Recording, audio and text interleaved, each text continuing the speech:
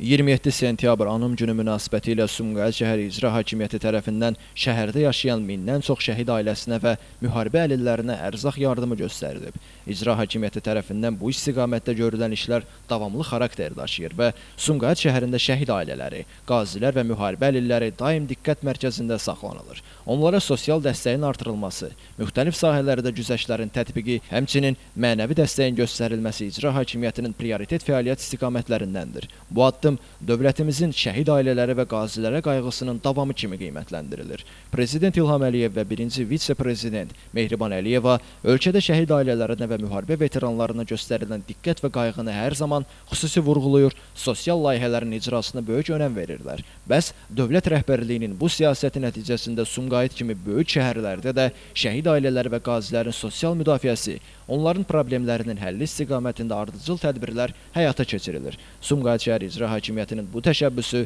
həm Prezident İlham Əliyevin sosial yönümlü siyasətinə, həm də birinci vitse-prezident Mehriban Əliyevanın humanitar dəyərlərə əsaslanan fəaliyyətinə uyğundur. Şəhid ailələri və müharibə əlilləri üçün həyata keçirilən bu cür layihələr bir daha göstərir ki, dövlət və yerli icra strukturları hər zaman onların yanında olmaqda davam edəcək. Elvin Qudratov, Şəmsistan Fikrətdə, Elbrus İsmailov, Bugün informasiya proqramı üçün.